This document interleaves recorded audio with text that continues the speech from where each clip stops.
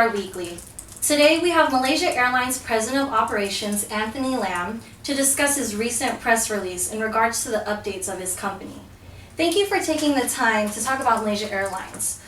Why did it take so long to address the matters of this tragedy? First of all, thank you for having me. Honestly, we wanted to give time just to be able to gather all the information that we could, but we also want to give time for people to just kind of recover from the incident, recover from their loss. So for those of you who are unaware, in March 2014, Flight 370 of Malaysia Airlines disappeared with more than 200 people. 4 months later, Flight 17 of Malaysia Airlines crashed in Ukraine, killing almost 300 people. Why should anyone trust your tarnished brand ever again? You guys had 2 accidents within 6 months. That's outrageous. So, again, we do want to give our deepest condolences, of course.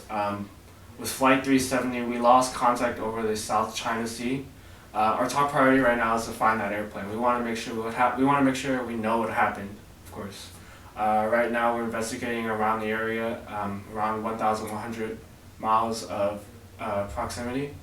Right now, we're only able to recover the wing of the airplane. As of Flight 17, it was actually shot by a missile, what we believe to be was from a Russian terrorist group.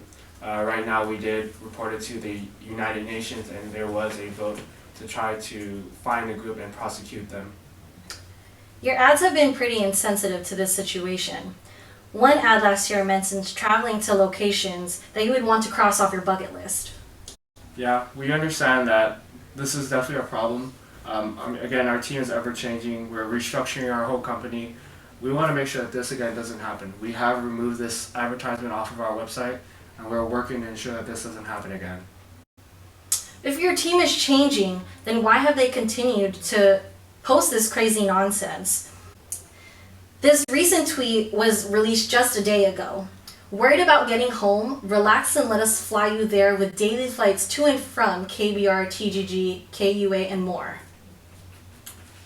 Again, our team is ever changing. From our point of view, we're just trying to promote a way for people to kind of build that trust with us. We're trying to say that, we want to make sure that you feel safe going home with us. And we can understand how this would be offensive, and we would definitely take this into account when we're trying to fix it in the future. So let's open the floor to our audience members. Hi, I lost my friend during Flight 370, and to be honest, I blame you guys. Have you guys done anything to search for the plane? That's a good question. Again, I am so sorry for your loss, Crystal. Right now, we are spending $93 million to investigate what happened to the plane. This is funded by the Australian as well as the Malaysian government. Right now, we're looking within 1,100 miles of proximity, and we've lowered it to 30% through sonar technology. So from there, all we can really ask is your patience. Of course, I do understand your loss, but we do want to investigate as much as you do. Next.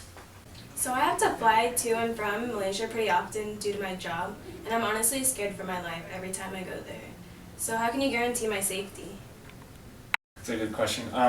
We've been implementing stricter standards for security and travel procedures. We do want to point out that Flight 17 was not necessarily our fault. It was shot down by a missile, and we were given approval to fly. This honestly could have happened to any other aircraft. Our aircrafts are all approved by the FFA, so of course we'll be able to fly with the safest equipment. Although flying may be a hazard in general, we at Malaysia Airlines honestly work hard to ensure that you have the safest flights possible. All right, well, that's all the time we have for today. Thank you, Anthony, for joining us. This is PR Weekly. See you next time.